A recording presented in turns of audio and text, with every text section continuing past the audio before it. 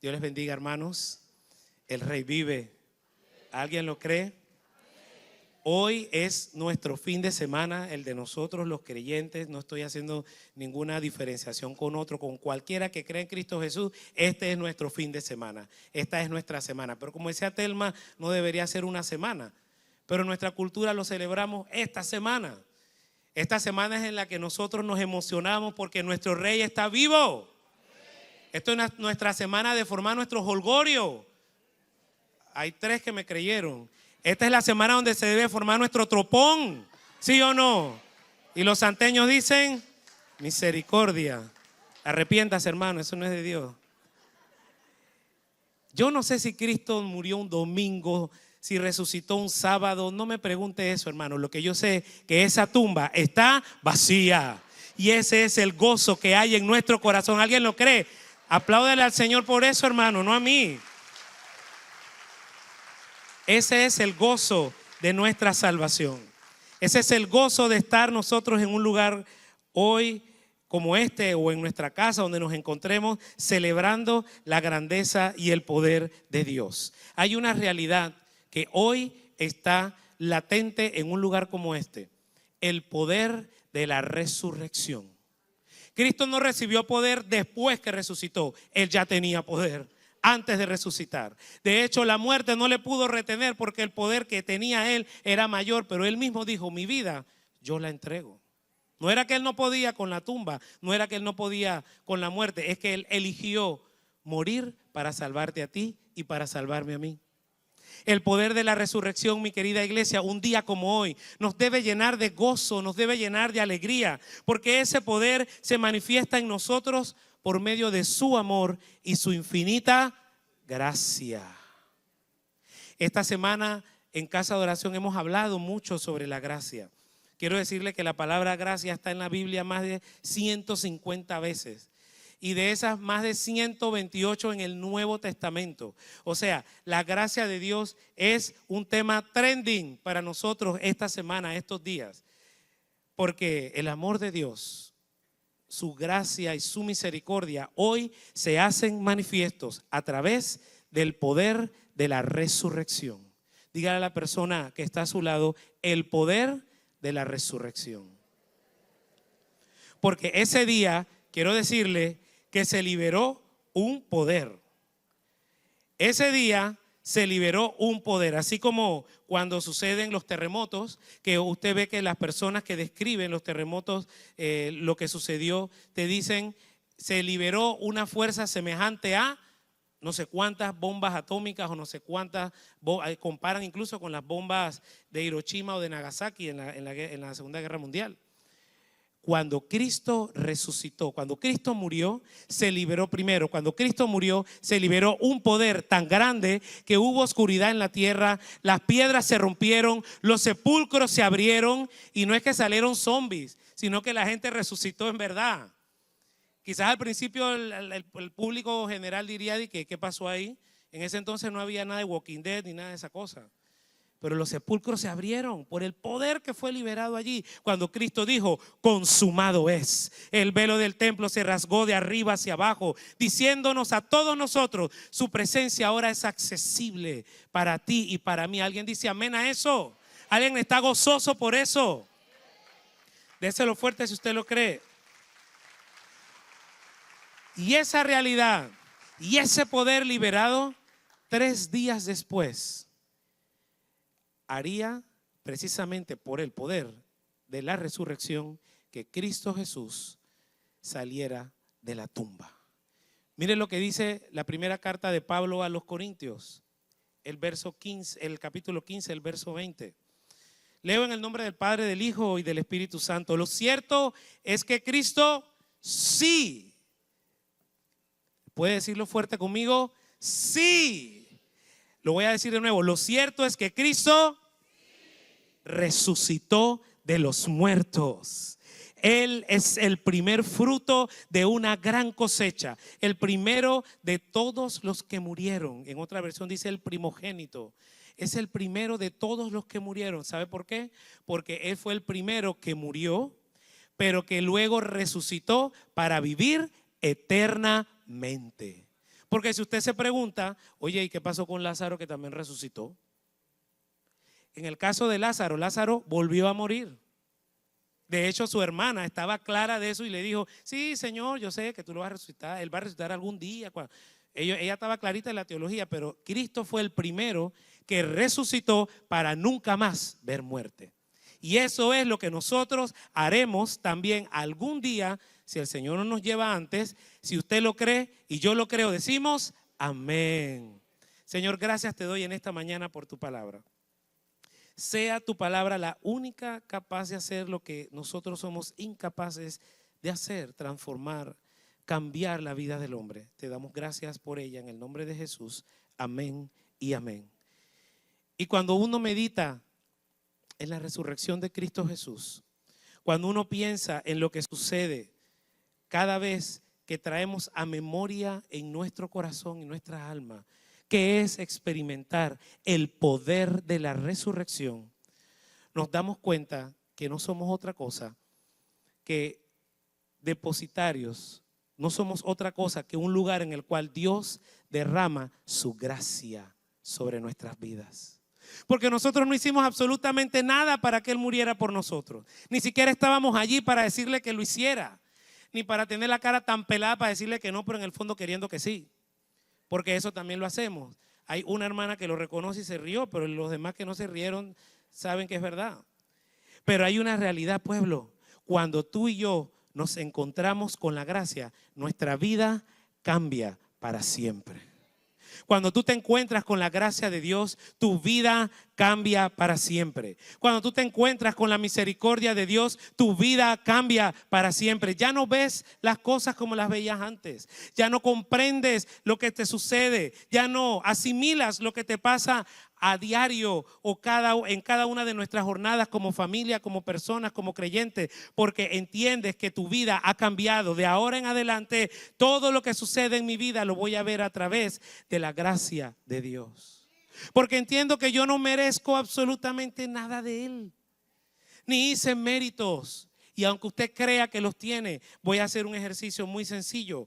Imaginémonos que nosotros estamos en un restaurante y el Señor es nuestro mesero y nos sirve a la mesa todo lo que nosotros pedimos: entrada, plato fuerte, sopa, lo que sea.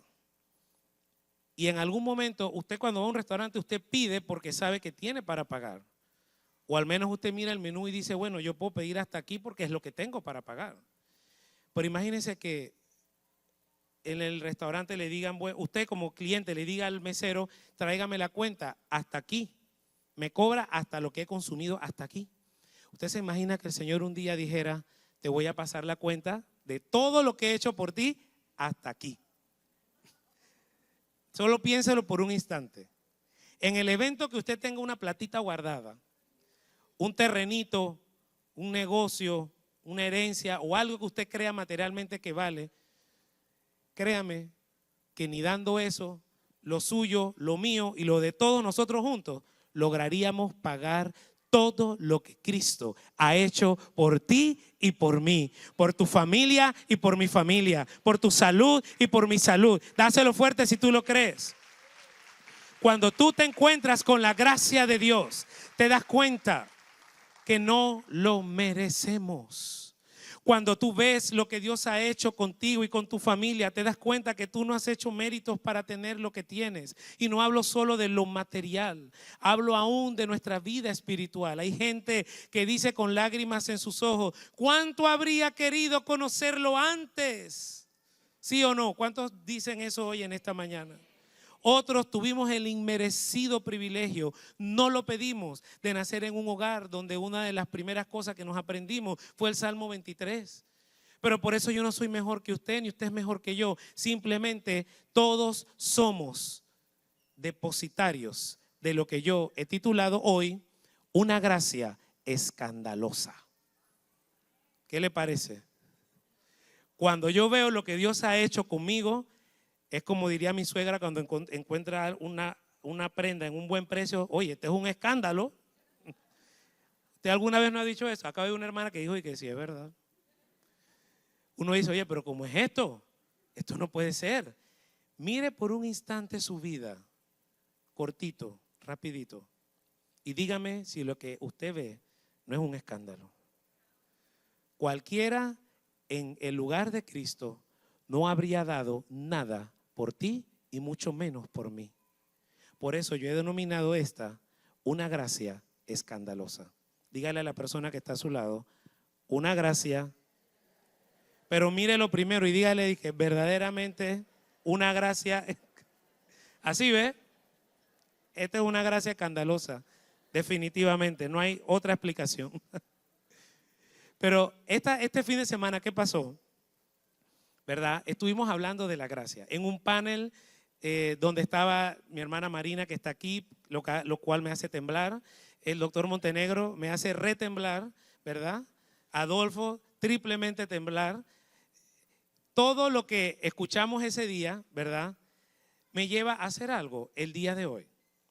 Quiero pensar o quiero ver todo lo que escuchamos el domingo y durante esta semana como el marco teórico de lo que es la gracia. Ya sabemos qué es la gracia y qué no es la gracia.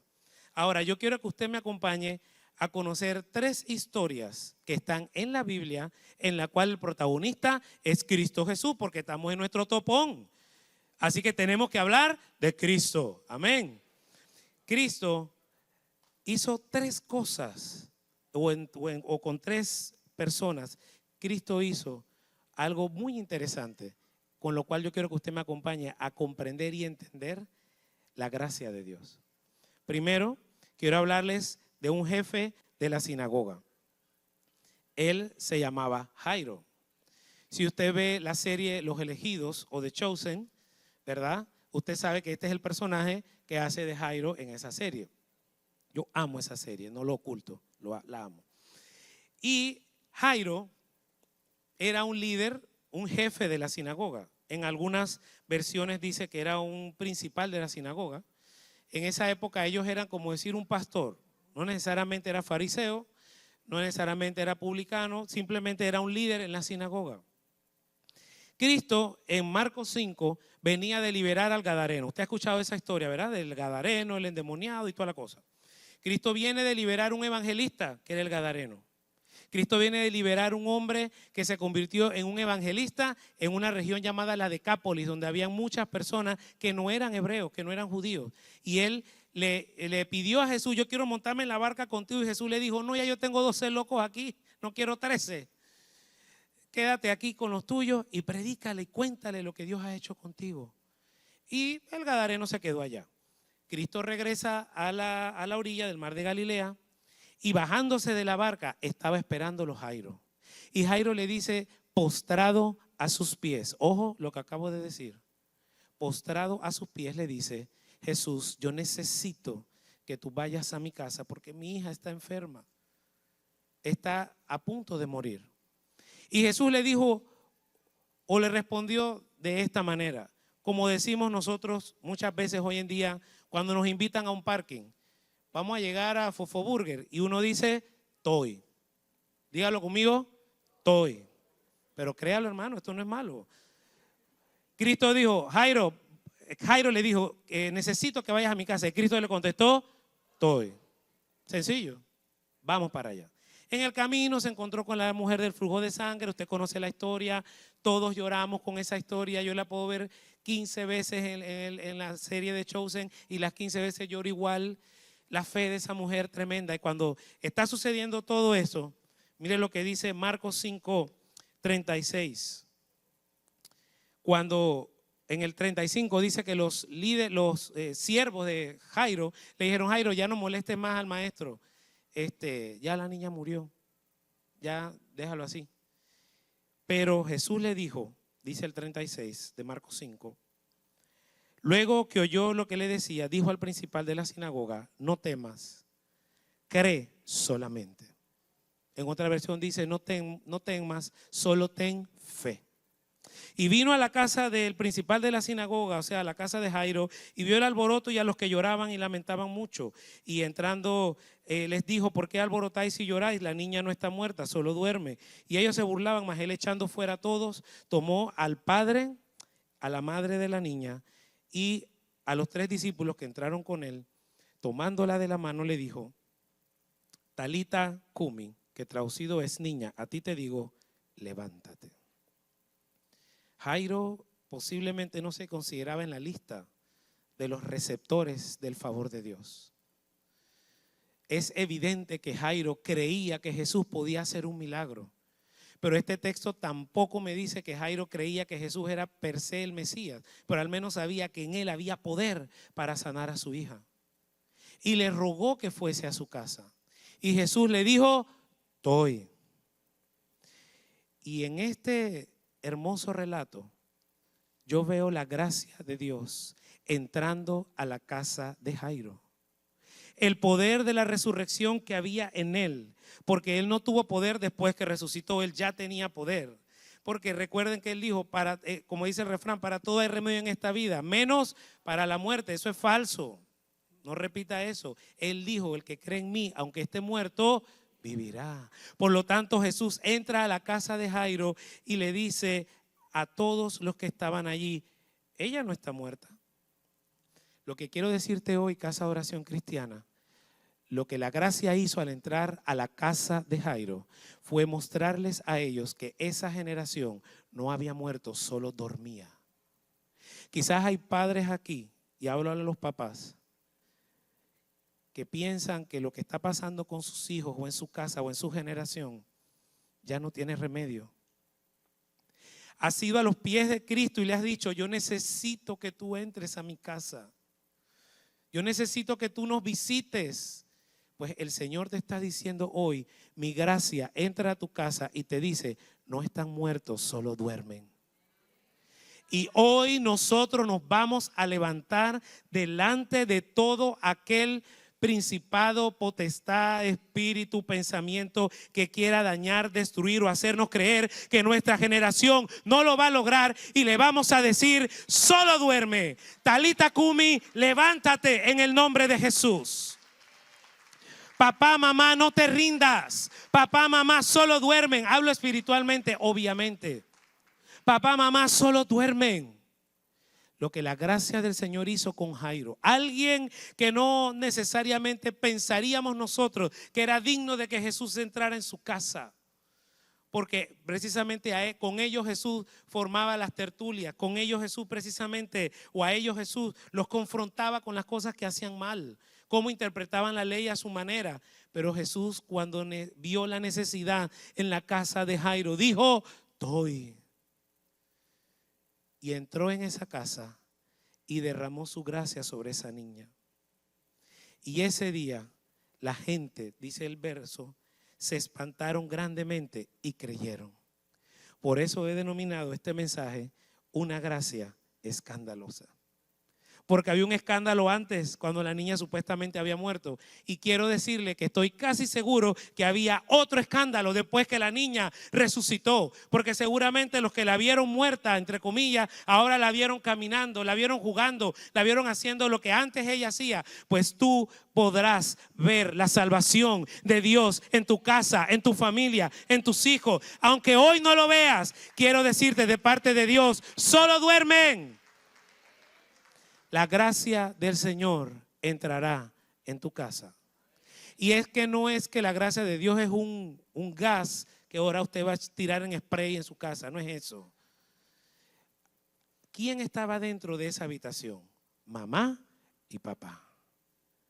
Con que esté mamá y papá, ahí estará el Señor. Ahí estará la gracia de Dios. Y si uno de los dos no está, no importa. Ahí estará la gracia de Dios. Y si está la abuelita, allí estará la gracia de Dios. ¿Sabe por qué? Porque el elemento que no cambia y que hace la diferencia es Cristo. Den un aplauso al Señor si usted lo cree. Quiero compartirle otro caso. Esto sí, este es un escándalo de verdad. Un soldado romano incircunciso, uno de esos soldados de los que avasallaban a los hebreos. Si usted sigue la serie de Chosen, lo sigo spoileando y lo sigo animando para que la vea. A mí no me dan nada por eso. Este es Gaius, así se llama este personaje. Este soldado romano, en Puerto Rico dirían, este sí era caripelao. Este sí era caripelao. Pero él tenía una necesidad también. Ahora yo le pregunto algo. ¿Solo la gente que está aquí en la iglesia tiene necesidad? ¿Solo los cristianos tenemos necesidad? ¿Solo los hermanos católicos tienen necesidad? Todos necesitamos de la gracia de Dios.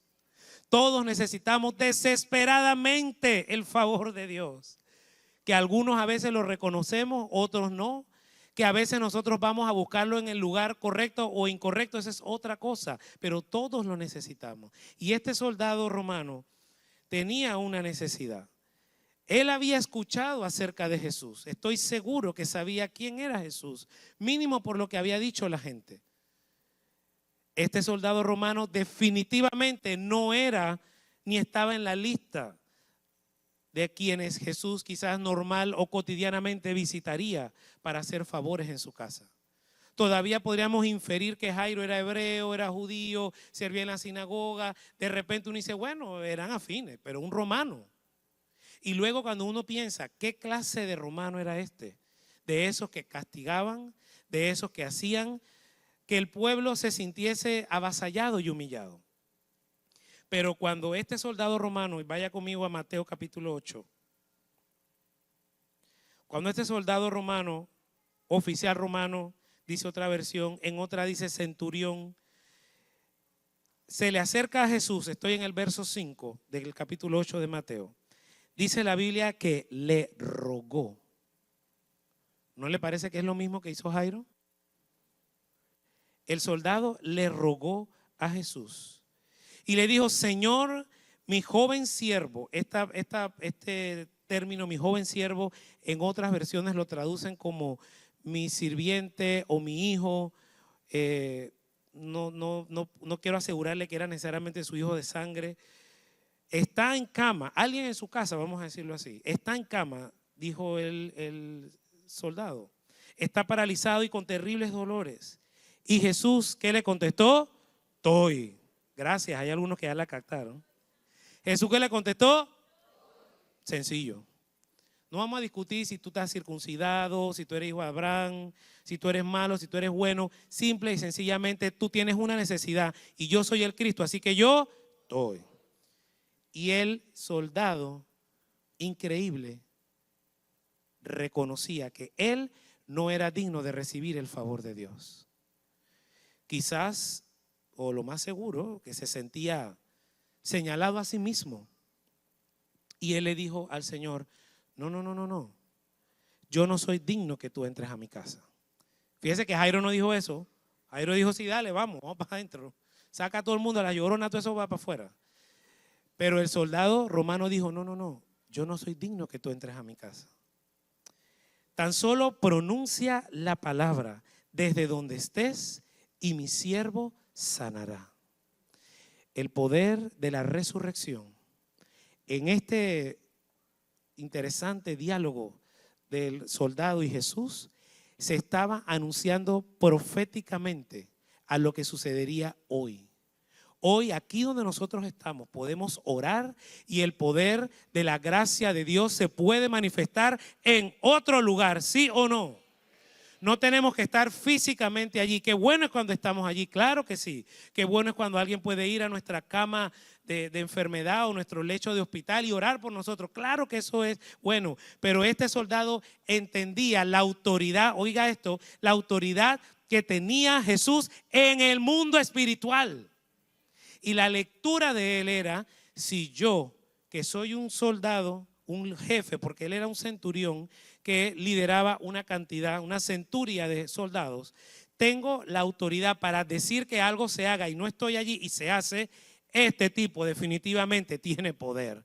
Así que yo creo que si él da la palabra, eso va a suceder. Hoy el Señor nos dice, el poder de la resurrección se aparecerá en tu casa, actuará en tu familia, en todo lo que tú necesitas. Solamente di la palabra.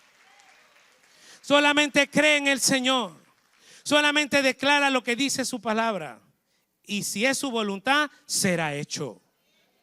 Lo que este centurión, claro que la interpretación sencilla y básica también es que él era una evidencia, o este pasaje queda aquí como una evidencia de que Jesús iba a extender su evangelio no solamente a los judíos, sino también a los que no eran judíos. Esto era para callarle la boca a más de 4 que decían, Él solo vino por nosotros. Él también vino por aquellos que en principio no lo esperaban, como los romanos.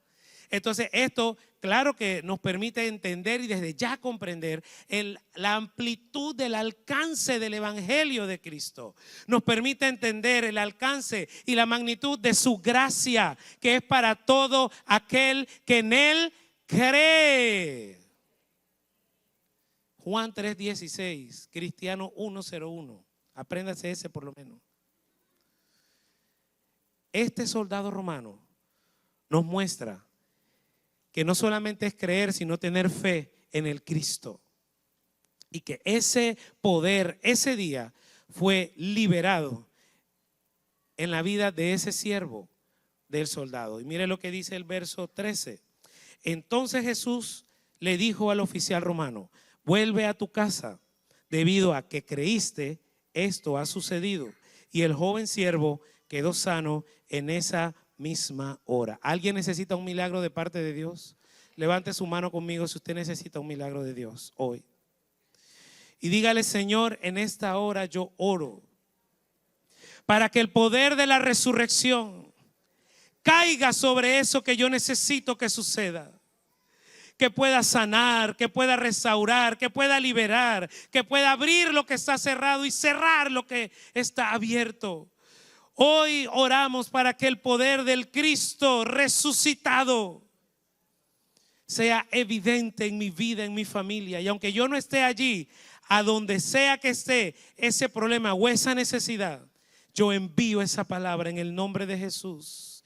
Y la iglesia dice amén y amén. Denle un aplauso al Señor si usted lo cree. Este soldado romano realmente nos enseña la evidencia clara del mover de Dios sin necesidad de su presencia física.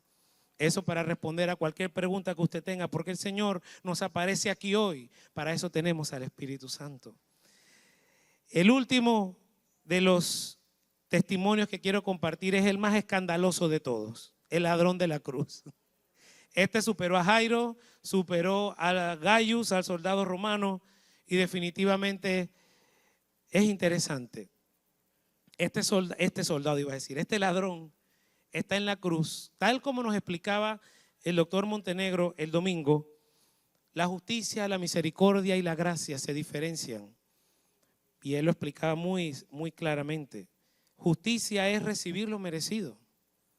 Este ladrón sabía que estaba allí porque merecía estar allí.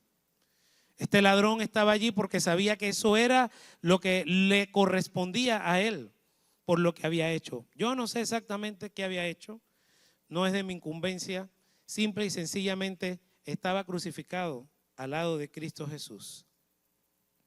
Mire lo que dice Lucas 23, versos 39 y 43. Leo de la siguiente manera. Uno de los criminales, en otra versión dice los ladrones, colgado junto a él, se burló.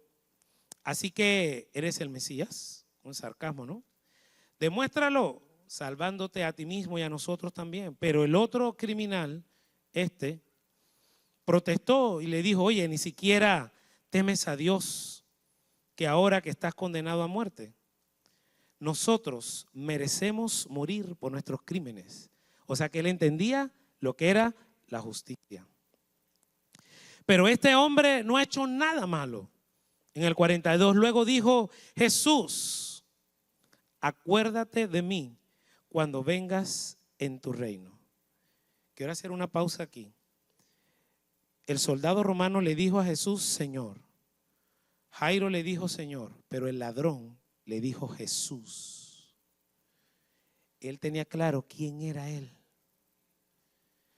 ¿A dónde lo había escuchado? Yo no sé.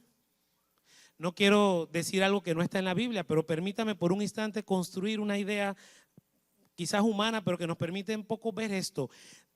¿Cómo conocía ese ladrón quién era Jesús?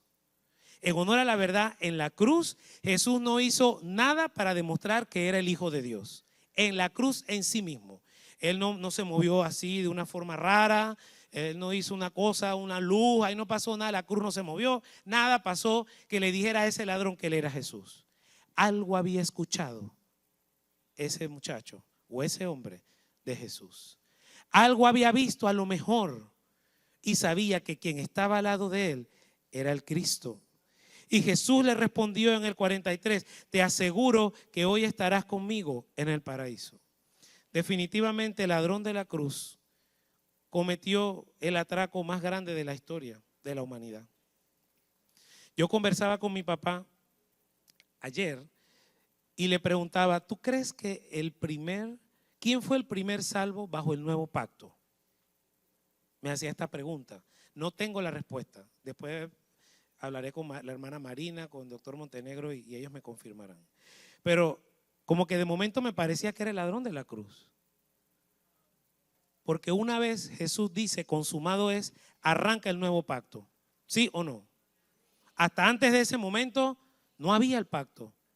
Una vez Cristo dice, consumado es, se abre el velo del templo y empieza a correr un sistema totalmente nuevo. A partir de ese momento, todo aquel que en él cree no se perdería y tendría salvación eterna si creía en la resurrección, en la muerte, de Cristo Jesús. Por lo tanto, ese ladrón pareciera ser, no quiero afirmarlo, que fue el primer salvo de todos nosotros, porque en el minuto antes, en los segundos, en las horas antes que Jesús muriera, creyó que Él era el Cristo. Hoy veo en estas tres personas una característica: el jefe de la sinagoga, el soldado y el ladrón de la cruz. Los tres tuvieron fe. Pero no solo eso, los tres creyeron en Cristo Jesús. Juan 3:16 dice, de tal manera amó Dios al mundo, que dio a su Hijo unigénito, para que todo aquel que en Él cree, mas tenga vida eterna. Un aplauso para los niños que ellos se lo saben, ¿vieron? Eso. La característica que define a estas tres personas no es su conocimiento de la palabra. De hecho, el único que quizás conocía un poco más, lógicamente, era Jairo. Menos el soldado romano. Y el ladrón, lo único que sabía, que me da a entender a mí que sabía, era que ese era Jesús. Pero tú y yo conocemos esta palabra. No la sabemos de memoria. No la aprendimos desde niño. La pregunta es, ¿creemos? Ellos tres creyeron que Jesús era el Cristo, que en Él había poder para salvación, para resucitar y para llevarlos a la vida eterna. Ese último es el caso del ladrón. Iglesia del Señor, no se trata de ti, se trata de la gracia de Dios que está sobre ti. Voy a repetirlo otra vez. No se trata de ti ni se trata de mí, se trata de la gracia de Dios que ha sido derramada sobre tu vida. No se trata de nuestros esfuerzos, no se trata de lo que llamamos a veces la suerte, no se trata de lo mucho que hemos estudiado, se trata de la gracia de Dios sobre nuestra vida. Quiero decirte algo, no han sido tus fuerzas las que te han mantenido de pie, ha sido la gracia de Dios. Te amo, Dios. Vamos a cantarlo. Tu amor nunca me falla. Mi existir en tus manos está. Dígaselo. Desde el momento en que despierto hasta el anochecer, mi vida haré de la bondad de Dios. En mi vida ha sido bueno, dígaselo. En mi vida ha sido bueno. Oh, ha sido su gracia. En mi vida ha sido tan bien. Por mi ser, con cada aliento, Yo cantaré de la bondad de Dios. En mi vida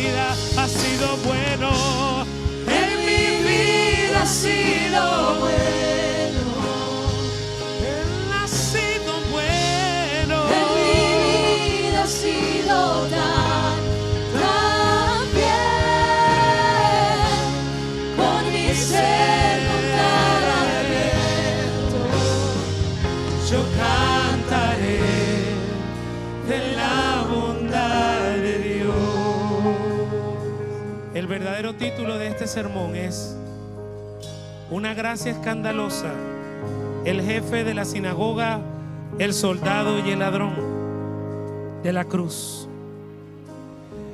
Pero falta alguien entre esos tres, y esa persona soy yo. Póngase la mano en el pecho y dígale: y yo.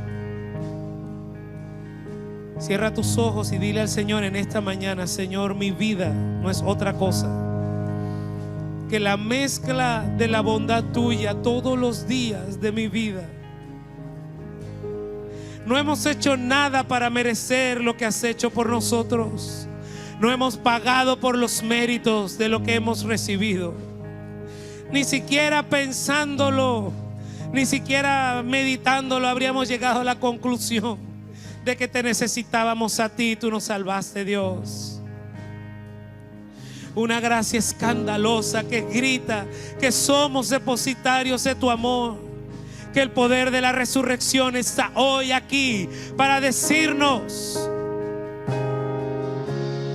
solamente por tu gracia, Dios, solamente por tu gracia, solamente por tu gracia.